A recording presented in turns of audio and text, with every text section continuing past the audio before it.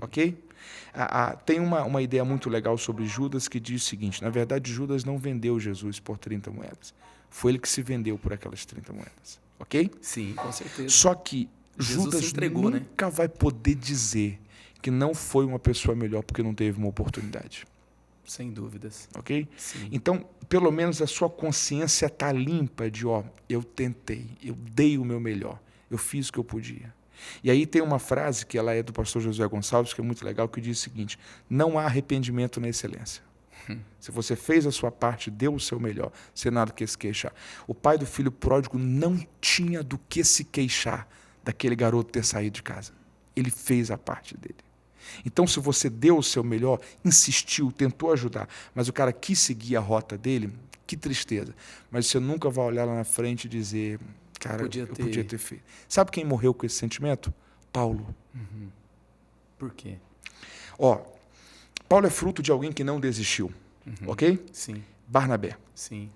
Cara, o Barnabé botou a cara dele a tapa. Barnabé chegou na igreja de Jerusalém e disse o seguinte: se der ruim, coloca aí na minha conta, ok? Sim. Eu estou comprando a briga dele. Aí ele se arrepende pelo que ele fez com João Marcos? Já vou chegar lá. Esse cara cresce, desenvolve. Quando começa a primeira viagem missionária, Lucas está escrevendo a seguinte ordem: Barnabé e Paulo. Quando termina a primeira viagem missionária, a ordem já é Paulo e Barnabé. Ok? Uma coisa curiosa: o Paulo nunca deu certo trabalhando com ninguém superior a ele. Ok? Sim. Com Pedro deu atrito, na igreja de Jerusalém não funcionou, depois deu problema com Barnabé. Quem que foi que funcionou com ele? É quem de algum modo estava debaixo da cobertura dele e que ele era voz ativa sobre todo esse pessoal. Ele nunca deu certo com ninguém que era uma voz superior a ele dentro da estrutura. Você tem toda essa estrutura aqui, você tem aquele embate da primeira viagem missionária que João Marcos volta. Na segunda, João Marcos quer ir, ele não leva, pega Silas e João Marcos vai para Chipre com Barnabé. Nunca mais falou nada de Barnabé. Só que você imagina o seguinte: se coloque no lugar de Paulo. O ano é 67 depois de Cristo, ele está em Roma, preso na prisão Mamertino, sabe que o inverno está chegando, sabe que ele só não morreu porque tinha o título de cidadão romano. Ele fala: eu fui livre da boca do leão, mas eu sei que eu estou perto de ser oferecido como oferta de libação. Pega qualquer psicólogo ou psicanalista, pastor, crente, que tem discernimento espiritual, fala assim: cara, lê essa segunda carta de Paulo a Timóteo aqui. Ele vai te dar o seguinte relatório: a fé desse cara aqui está inabalável. Ele sabe que está perto de morrer, não está temendo a morte. Ele está dizendo: combati o bom combate, acabei a carreira, guardei a fé. Esse cara aqui tem uma das resiliências espirituais mais absurdas que já foi percebida. Se você falar o seguinte, então analise para mim agora o quadro emocional desse cara. Ele vai dizer: tem algumas coisas. Porque ele está dizendo: só Lucas está comigo. Uma coisa é eu dizer Lucas está comigo. Outra coisa é eu dizer só Lucas.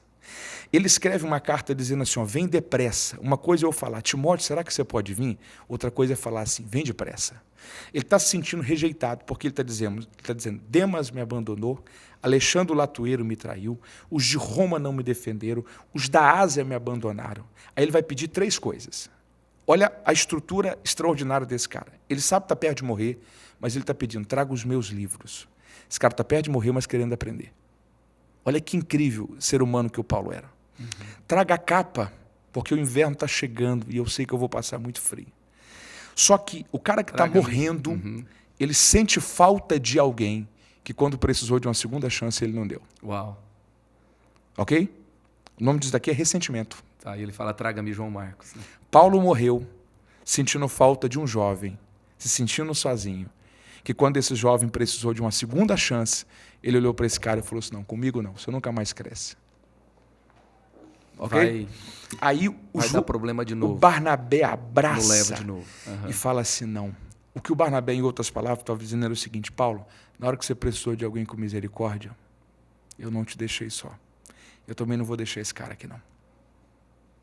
Se você entende que você tem que ir para uma outra rota, legal, vai com Silas, Deus abençoe.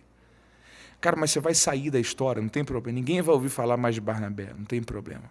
Qual que é o seu chamado? Meu chamado é filho da consolação. Eu sou o cara que consola, que edifica, que fortalece. Eu sou o cara que vou vivenciar a bênção de servir alguém.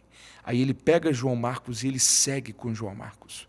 O João Marcos deu certo, escreve um evangelho, ok?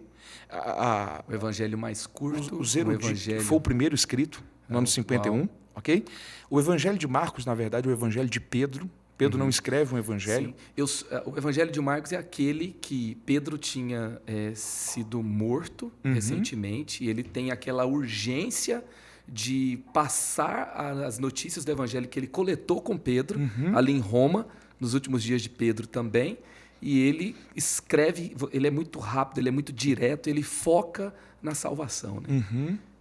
Tem uma coisa, e aí você vê a questão... E ele deu certo e entregou essa obra maravilhosa. E se tornou alguém tão sólido que Paulo terminou os seus dias sentindo falta de alguém como ele. Uau. Ok? Então, aquilo ali é literalmente para fazer a gente dizer o seguinte, será que eu estou deixando algum João Marcos pelo caminho?